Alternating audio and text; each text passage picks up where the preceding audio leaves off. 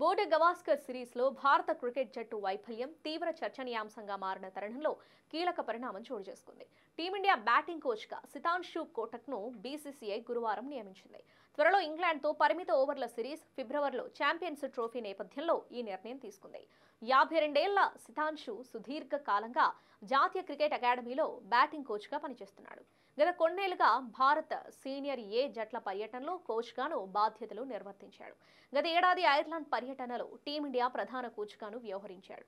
ఈ సౌరాష్ట్ర మాజీ batter 130 first class మ్యాచ్ల్లో 8,000కు పైగా పరుగులు సాధించాడు. ఇందులో 15 శతకాలున్నాయి. ఇటీవల ఆస్ట్రేలియా పర్యటనలో భారత జట్టు బ్యాటింగ్లో తీవ్రంగా నిరాశపరిచిన సంగతి తెలిసిందే.